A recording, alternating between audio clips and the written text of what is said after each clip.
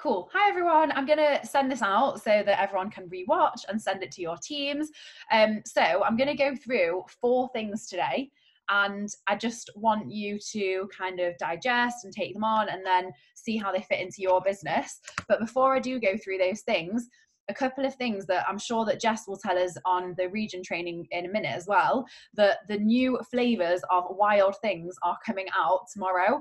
So there's the blood orange fizz sticks and the cinnamon swirl protein shake, which is like, wow, I'm very excited about that. And then also the box of fizz sticks, the tin of fizz sticks, which comes with pomegranate, strawberry, and apple, which is a limited edition flavor. So if you want any of those for yourself or for any of your PCs, then basically get deciding and pre-ordering in your head now for tomorrow, because Jess has told me that these sell out by like 12 o'clock. So by the time it gets to like 12 p.m. in the UK, and Susie, probably similar for you in the US, there won't be any left. So they make like £1 million of sales in like 2 hours, and then they're like, we're done, we're good. So if you want them, just get them in the morning, or if you can't get them, tell me, I'll get them through your website, whatever, I can help you out. Just make sure that you don't like miss out if you want to get them. So that's that. Then my things to tell you. So first thing is that when you all signed up to Arbonne and started your business, you made the decision to do that.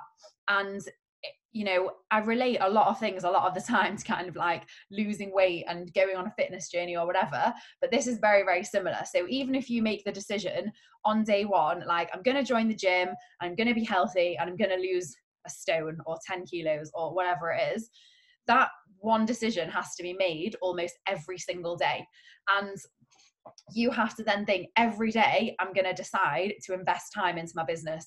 Like, it doesn't matter once you've kind of just got your ID, that's one thing, but then tomorrow you need to make the decision again that I'm going to do stuff, and then the next day you need to make the decision again that I'm going to do stuff. Like, it can't just be a one-off decision that was made 1, 2, 3, 4, 5, 6, 7 months ago. It has to literally be made every single day, and that is where your business will grow. Because if you're kind of just, you made the decision 6 months ago and you've kind of not done anything, which none of you have on the call, obviously why you're here as well, but I just want to like help you to keep in your momentum and to know that, like, when you make that daily decision and when you make that conscious action to do every day, that's how your business is going to grow. And on that note, I heard a really good thing earlier, which was like talking about a 90-day cycle. And I've spoken to a few of you about this, but if you think like you put in effort on day one, it's going to materialize on day 90. And some of you haven't even been in this business for 90 days. So I really, really want to just like reassure you and help you to not ever get disheartened, even if you have been in it for 90 days. Like I have, and it's not like everything comes to fruition after 90 days, but don't get disheartened if it hasn't come to fruition yet, because there's not been 90 days from the start of that cycle. So you tell someone about Arbonne on day one, and maybe on day 90 they'll join the business. So don't quit before you get to day 90, and don't quit on them before you get to day 90. And I always remember for myself as well, I didn't join Jess's business until 4 years down the line after she had spoken to me. So if Jess had quit Arbonne, then I would have joined someone else's business. So just think that everyone that you speak to on day 1, 2, 3, 4 to 90 to 300, if you quit, they'll join someone else's business eventually, because they'll eventually see the amazingness and they'll see the light and how it fits in with their life. So definitely just remember that and have the patience, also with a bit of urgency on the side. So, and when I say that, I don't mean urgency for that specific person, I just mean urgency for your business. So if that person isn't ready now, leave them to day 90 and you crack on with the next person. So that's my first point. Like, make a daily decision, remember it can take 90 days, and don't quit, and have patience. Then my next thing is about like customer service. So when we walk into a shop, and I was really thinking this today when I was walking around John Lewis, which is a department store, Susie. It's like, you know, got all different makeup counters and whatever. And I was walking along, and like everything's displayed so nicely, and there's all these women who are like, do you want to try this? Do you want to try this? Can I help you with this? Can I hold this for you? Can I wipe your ass? All of this stuff. And they literally want to like bend over backwards to do whatever they possibly can for you. So I was thinking, like, how can we put that into our business? Because as I'm walking through John Lewis, I'm thinking there's thousands and thousands and thousands of pounds going through these tills every minute. So how can we put that into our online business? And what I realized was it's like customer service. So if we can almost implement this same amazing customer service into our own business, and that comes through the way that we help PCs and even ICs to join the business. So for example, like, don't send your link out to someone and just be like, here's my link, go and shop. Because you're basically giving them like a black hole to jump inside. They have no idea what's around anywhere, and they're just going to want to crawl out as soon as they can and run away and go to somewhere where it's giving them amazing customer service. So when you're bringing them into your shop, don't let them dive into a big black hole. Tour them around the amazing selection. So, you know, ask them, what is your skin type, or what kind of nutrition products do you like, or do you have low energy, or do you have poor digestion, or do you have oily skin, or what kind of makeup do you like, or do you like fake tan, or do you have kids? And do you know what I mean? There's all these questions that you can ask people to actually direct them to the right part, so they don't feel like they're just jumping into a big black hole, and then they're going to feel supported. So that's the first thing when it comes to like customer service with our clients. And then the second thing is actually saying to them, like, do you want me to walk you through the sign up process? Because again, sending them a picture can sometimes be a bit overwhelming, like, or slash they just can't be asked. So sending them a picture, in my mind, like when I was in John Lewis, is like saying to them, like, if the store assistant said to you, like, yeah, do you want to just check it through yourself, like, and you're like, I don't know how to use the till, and they're like, oh, it's fine, it's really easy, here's a picture. You'd just be like, no, I'm good, put it down and go somewhere else, because like, who can be bothered with that? So it's the same kind of thing. Like when you're setting up an Arbonne account, you probably remember when you had to start off your own account, it's a bit complicated, like it's a bit faffy. Once you've got your account, it's fine, because it's just like username, password, basket, checkout, go. But at the very first point, like, you want to literally make it as easy as possible for your clients to actually sign up and, you know, have that process.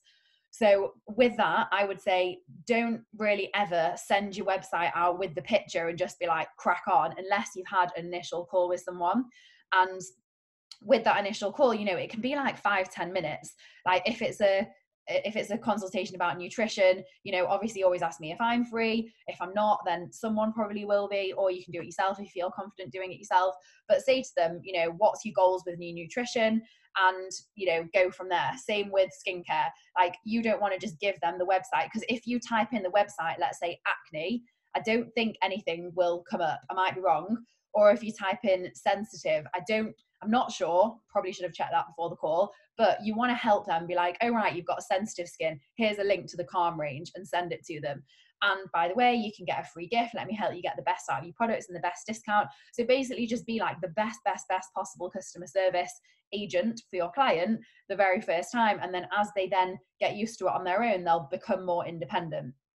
So that's my second main point when it comes to how we can help our preferred clients and even our independent consultants to sign up.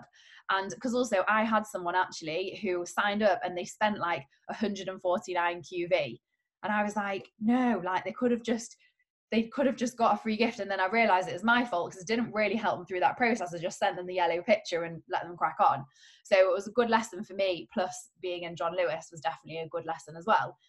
And then my final point, which I think is really good for people when you're new and when also you maybe have a different perception on Arbonne. So some of you here will have heard of Arbonne beforehand. Some of you won't have done. Some of you would have heard of network marketing. Some of you wouldn't have done.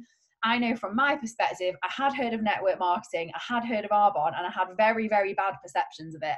I was like, definitely not interested in that. Definitely not for me. Like, my perceptions of it were really negative.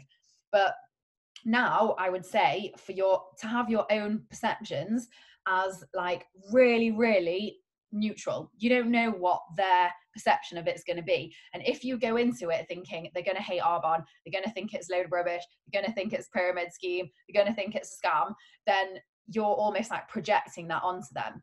So I wanted to kind of give you a bit of an analogy. And let's say I said to you, like, we're going skydiving tomorrow.